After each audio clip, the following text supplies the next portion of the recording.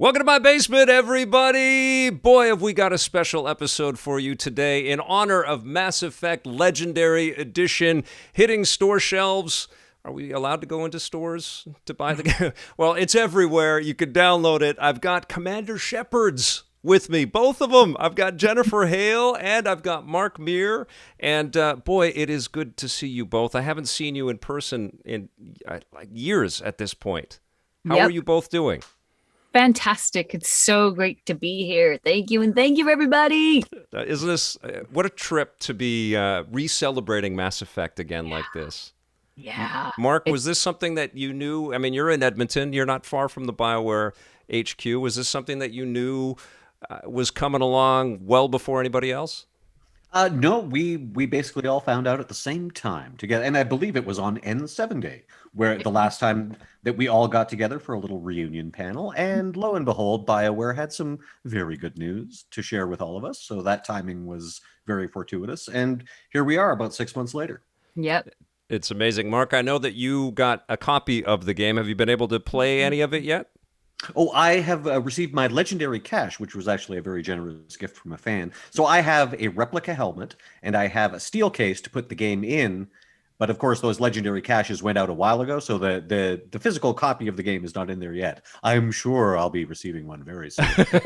Yeah, and I of course look forward to getting to replay. In my first playthroughs, I never really played with any of the DLC because I didn't. At that point I didn't download DLC. Right. Mostly as a sort of thing of like I could spend a lot of time doing online gaming. So my Xbox was completely offline. I played it that way, so I never got to meet a lot of the NPCs that I had already done voices with in the booth. There were a lot of missions that I didn't get to do. So all like Lair of the Shadow Broker, right up to Citadel, that sort of stuff. So I look forward to playing all of that. Yeah, it's packed. Jennifer, I saw you crying over the reaction. And it was beautiful, though. And you know what? I mean, I always love it when we see the fans and what these games mean, And there are very few franchises, let's be honest, that mean as much as Mass Effect. No, that's true. What does it mean to you? I mean, you've been in some huge games. You've got Ratchet and Clank coming up very soon. Your list of credits is ridiculous. But what does Mass Effect in particular mean to you? Mass Effect is an insanely special place. Like there is nothing else like it out there. There are so many in the same general zone, but this is a really special project. And I love this community. I love the fans. Like it, Mark, I know you bump into this as well. It never fails that, when we were in the before times, when we would be somewhere in person, there would be somebody coming up and saying, this changed my life. This is incredible. I met my husband this way. My father and I became close this way. I felt safe to come out because of this game. Like I mean, geez, I feel like I fell into a unicorn. Yeah. Did you know that when you read the script, or was this something kind of after the fact, after the first game had sort of rippled through the world? Well, read the script is a funny expression. When we audition for games, we'll get our sides, like our pages, but we don't get the script. And in fact, when we record, what, Mark, 85% of the games we work on, we don't get a script. We show up in the booth and they're like, say this line now. We're like, okay, let's do it. And it goes to market. I mean, I had a great time in the audition because I've had my break the barriers boots on most of my life. Yeah. It's my favorite thing. Right. And I liked in the audition that I got my prototype was a dude. They all gave me sort of these male prototypes and I kind of went for those. There was Ripley, of course, but there were a lot of dudes in the mix. And sure. I liked that. I was like, you know what? Yes, let's cross this barrier right now. Mm-hmm. That's very cool. Yeah. Was there a moment let's go back to getting the part and working with BioWare right from the get-go. They already had, a sterling reputation for making voiced role-playing experiences, massive endeavors. No pun intended. But did it feel somewhat different or, like a level up when you were reading through those sides and meeting with, I guess it would have been Casey and some of the other team members about what you were about to set out to do? It was I loved the engagement. I mean, all teams are engaged, but these guys had flown in from Edmonton to LA, and like the head writer was there, and Casey, like in Caroline, and like we had a whole crew there, and they explained the whole story in depth, and it was mind blowing, the depth of the story and the detail and the number of worlds, and it was groundbreaking. I mean, I'd done similar type things with KOTOR and things like that, but this was outside the box, and I loved that about it. And then I heard Mark early on in the process, because when we did Mass Effect 1, they had already recorded Mark first. Right. And because of the constraints of, I know with BioWare stuff, and Mark, I'm sure you've had this experience as well, you don't deviate a punctuation mark from what's on the page, because if you're a player character, because the technical requirements are so vast that you will throw a kink into the system and cause a bunch of people a lot of extra work. Right. And that's not fair. And it doesn't need to happen. So what we did in Mass Effect 1 is I went into the booth, and they'd already recorded Mark, so they'd play his take. And I would give them, my take on his take that honored his general framework and his timing and his intentions. And I would give them that. Then I would give them a take 2 that was the same timing, but, a little bit more aligned with just whatever was spontaneous in my head at the moment. And then take 3 was the same timing, but completely my flavor, but Mark was my jumping off point all the way through Mass Effect 1. Yeah. Mark, you live and work in Edmonton, and you work as a stage actor, a screen actor, a bunch of different ways out there. But you've had this long relationship with BioWare. Was this through the community, or was this through auditioning? How did you first kind of sync up with BioWare? And tell us a little bit about what BioWare means to you.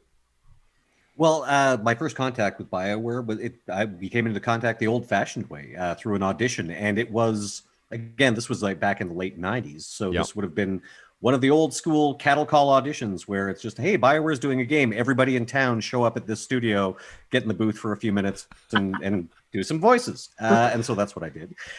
Prior to that, a few of my friends who were also improvisers and comedians had worked on MDK 2, I think. And they'd done all the voices in that. So that was my first sort of when BioWare appeared on my radar, like, oh, there's a video game company in town. Okay, well, please let me know when there's any auditions. So I, of course, went to one of these. And on the strength of that audition, I got cast in Baldur's Gate 2 for a single line that was in the final cutscene of the game. So essentially, you had to play 40, 50 hours of game before you got to my one line as some, evil cleric or wizard, cleric, actually.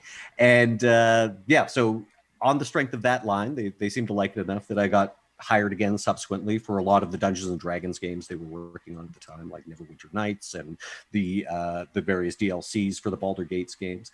And so by the time Mass Effect rolled around, I'd been working on pretty much every BioWare project since in some capacity. Like I did demo work on Knights of the Old Republic. I did Kingmaker and various other, as I say, the Dungeons and Dragons games. When we were just starting off on Mass Effect, I actually was brought on to do alien sound sets, sort of a presentation determining how the baseline members of each species would sound. So this is what a typical Solarian sounds like. This is what a typical Krogan, etc. Wow. Yeah, and that was a really fun project. So I thought my involvement was going to be that. I was going to, come up with a few ideas. They didn't always take all of my ideas, too. Some of them were very obvious, like Krogan should probably have big, rough voices. The Volus have a breathing apparatus, so let's give them a wheezing thing built in. I did look at the Turians and say, because of their facial structure, like, it might be neat to have them make a clicking sound, but once Garrus got put into the game and we realized how much a Turian was going to be talking, it's like, yeah, constant clicking might not work. But during that process, I was asked to audition for Commander Shepard, and I honestly did not think I was going to get it. But after a series of callbacks, I ended up being informed that, yeah, you will be playing Commander Shepard. Oh, and by the way, one of the most celebrated and renowned voice actors in North America is going to be playing your other half. So yeah, it was a thrilling experience. That's amazing. I was a fan of Jennifer's from especially all the animation stuff like the Justice League and whatnot before I got this gig. So I was thrilled to get cast in the same role. That's so cool. So had you two ever interacted or met prior to that, or was that how you met? We didn't even meet during the process. Like I think our first meeting was at a con. Yeah, that's right. That's right. Christmas And party. yeah, did we do that one convention together first, like EXP Con down in Florida? Might Or be. Might yeah. be. Yeah. But Mhm. I would have been all tied up with my kid when I wasn't on the floor. Yeah, yeah, yeah. Yeah, the Christmas parties when we really got to like, because I just bolted up there for the freezing cold BioWare Christmas party. And That was a great night, and everyone was so thrilled that you were able to make it up. oh my They God, I ex- had the best they time. expected me there. He's like, he lives a few blocks away. I'm sure he'll show I up. But still yeah, I found those pictures the other day of us with that amazing snowboard thing, I and just remember that. Yeah. oh, so great.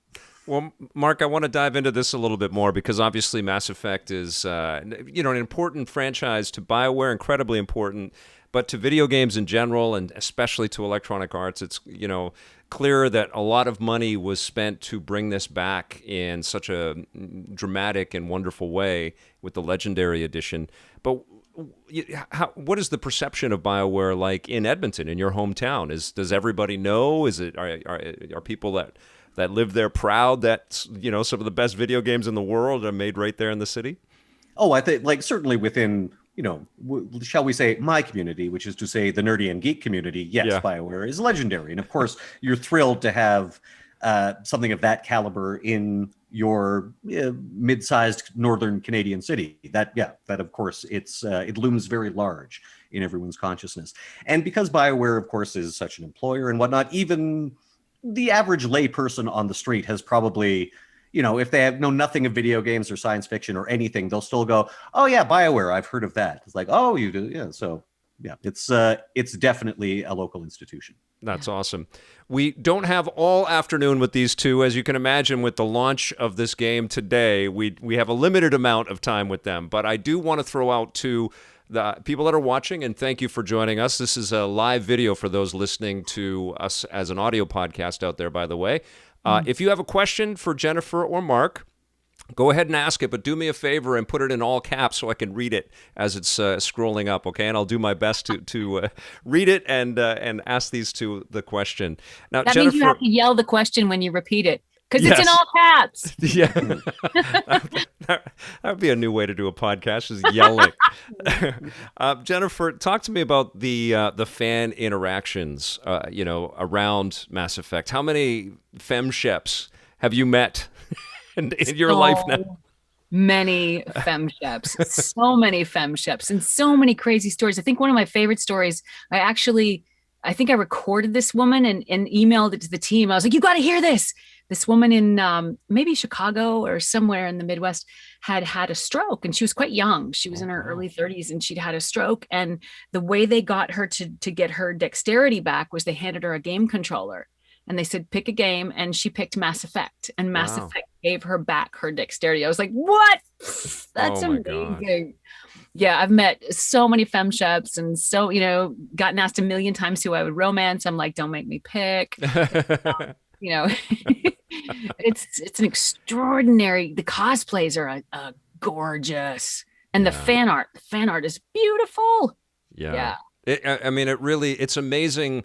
Because there's been a gap. I mean, the first one came out almost 15 years ago, right? 14 years ago. Yeah. 14.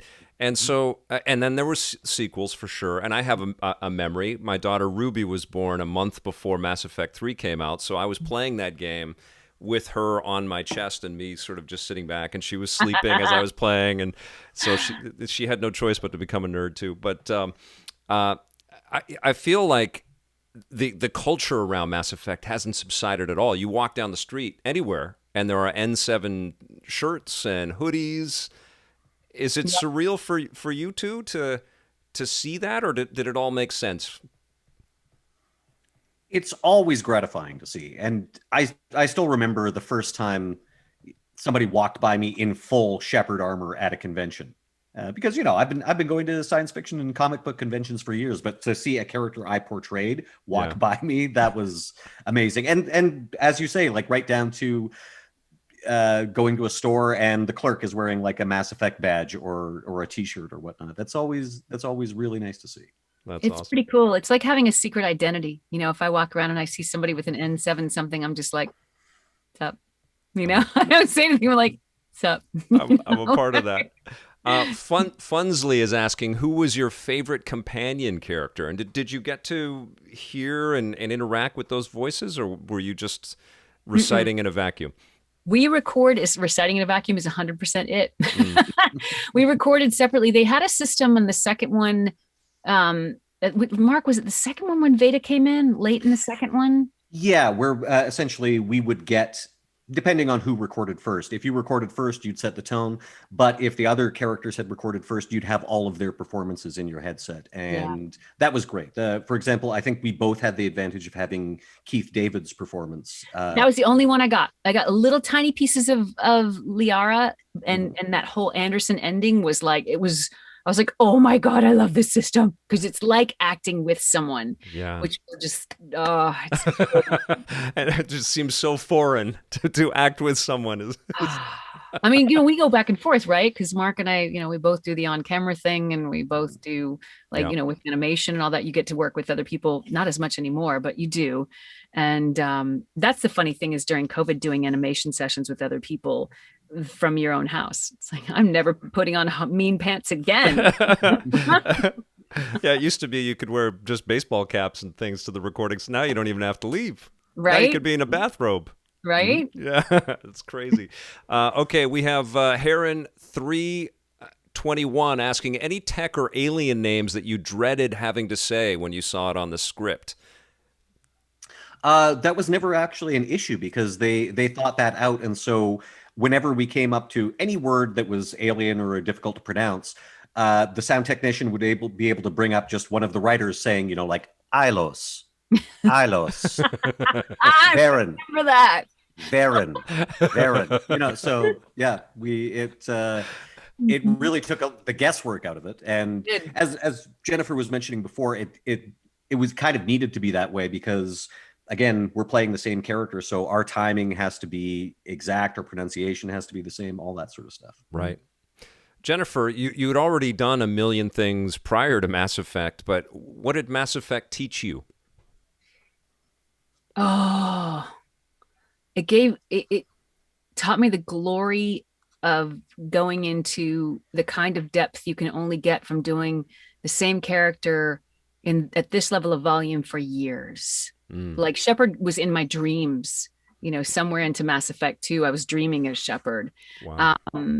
It also, there was a progression in the acting that I noticed from Mass Effect 1 to Mass Effect 3, which I'm kind of dreading a little bit, hearing any clips from 1, because where the technology was when we recorded 1 was that the visuals were not what they are today. I mean, this is part of the remaster, right? Yeah. So your performance had to be just a little extra, a little bit of, that, just a little more than a regular conversation. But by the time we got into even 2, and definitely in 3, there's that whole thing of thought registers on camera. We're now in an age where you can relax into the fact that thought registers on the mic as an actor, and you can simply live the experience. And to be able to drop into that, it was just heaven. And to do it at such volume, it's like in my bones now. It's so great. That's great. Yeah. Mark, did they ask you to do any performance capture stuff? You're in BioWare's hometown there. Did they get you in a suit or do anything like that with you? Oh, I'm very lazy. You must understand. No, actually, there was some stuff. I think enough time has passed. I don't think there's any NDA issues. There was basically some facial capture stuff that was being looked at, and we did various experimental things. Because as I said, like I came on when we were still at the concept art stage. So there was a little bit of like, how does this spaghetti stick to the wall? No? Okay, let's try this. Oh, that spaghetti stuck.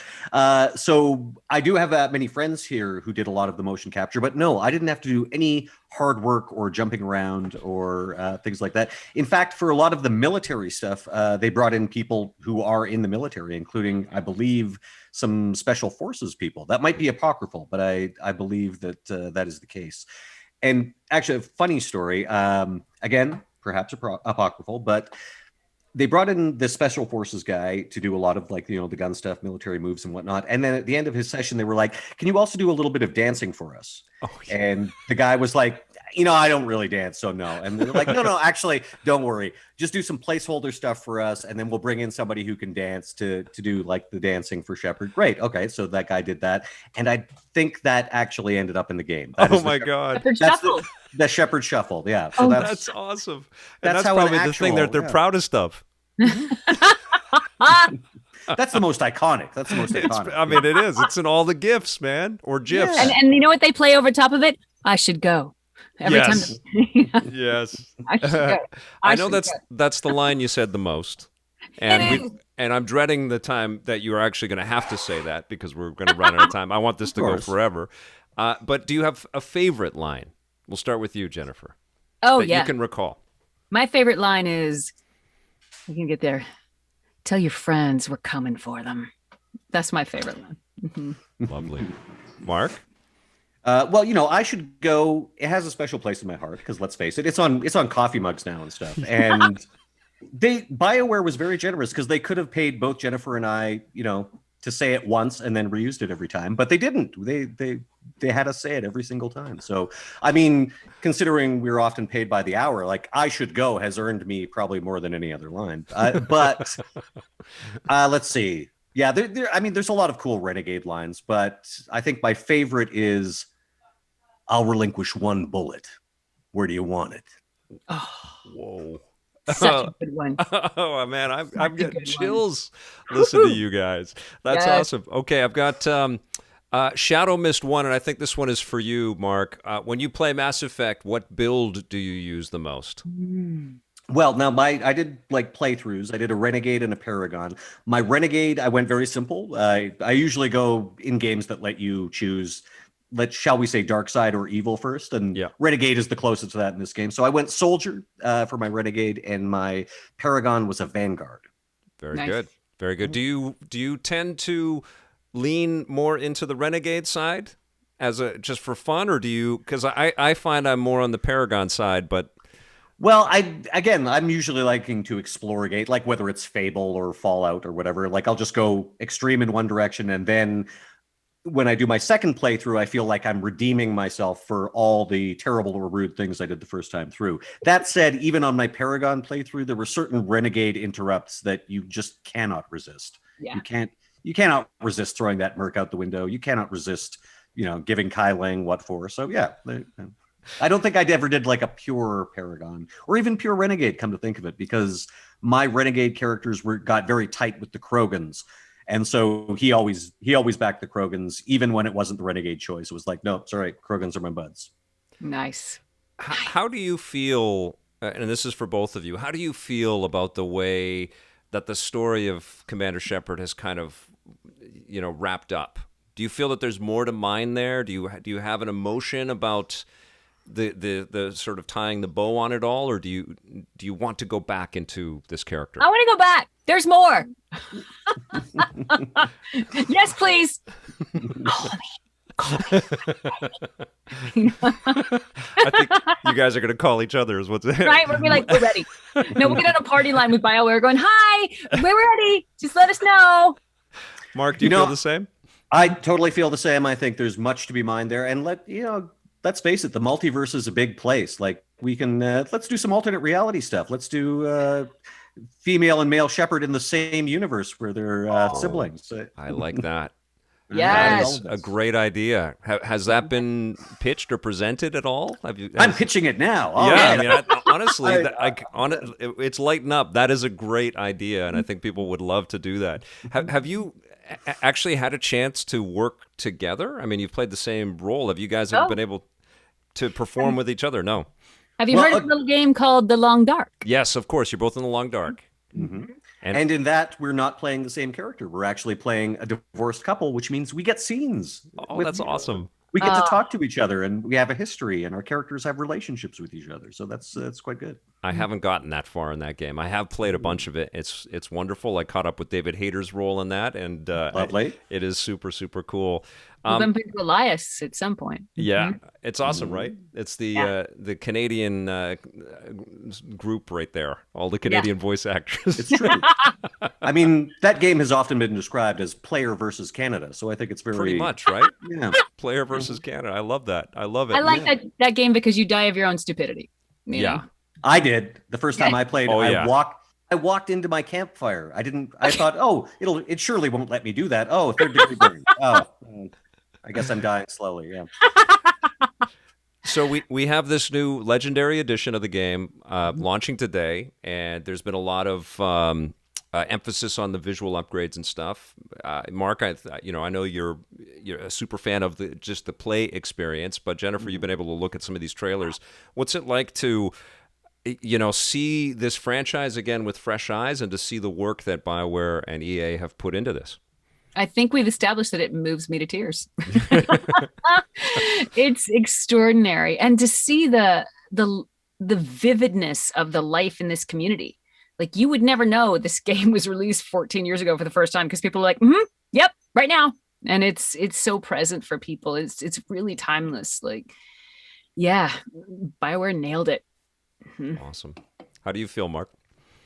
Well, again, it's such a rich universe. And so despite the fact that there's been, dozens and dozens of hours of story and gameplay, it just feels like it's barely been tapped. Like, BioWare created such a fully realized universe.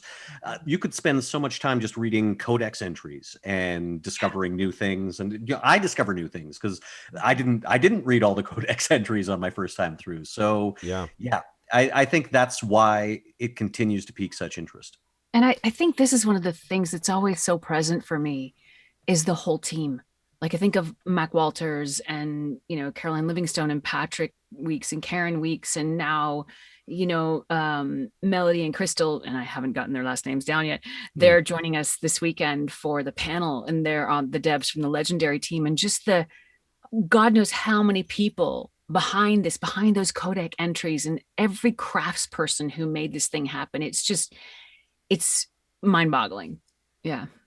And this is coming from someone that's, been a part of huge franchises, worked on games like The Long Dark and BioShock. But was there something even, cranked to 11 about Mass Effect that you could recognize? I think, yeah.